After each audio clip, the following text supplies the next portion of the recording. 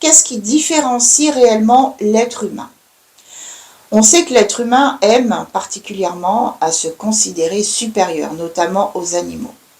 Mais Rinpoche explique que fondamentalement, humains et animaux finalement partagent les mêmes activités principales, à savoir manger, dormir, chercher le confort, chercher la sécurité, éviter la souffrance, protéger les proches, etc.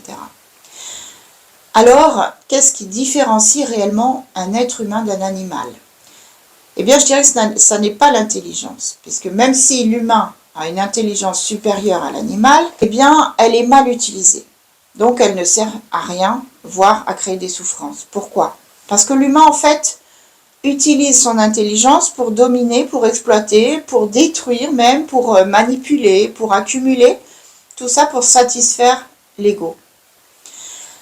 L'homme utilise son intelligence toujours à des fins personnelles, en exploitant les animaux, lorsque par exemple l'apiculteur va récolter le miel fabriqué soigneusement par les abeilles, les hommes vont manger la chair de bon nombre d'animaux, vont éliminer des bon nombre d'insectes avec des engrais pour l'agriculture et j'en passe. Alors, est-ce que c'est parce qu'il domine l'animal que l'homme peut se permettre de se considérer comme supérieur à lui?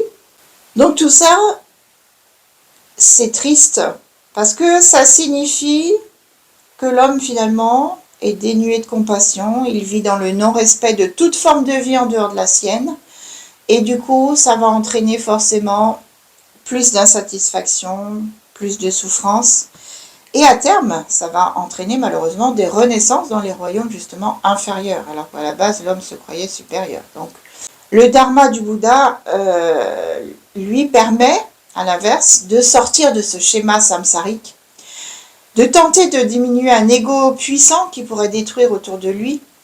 Et du coup, la voie bouddhiste donne les clés pour devenir un meilleur être humain, un bodhisattva même, capable d'aider les êtres dans leur ensemble et non de les détruire.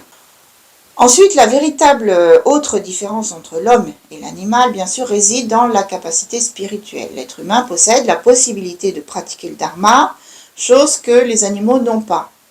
Donc l'être humain peut tout à fait transformer son esprit, s'il le veut, et développer la compassion universelle. Et c'est ça qui va rendre justement l'existence humaine tellement précieuse et qui va différencier l'humain de l'animal.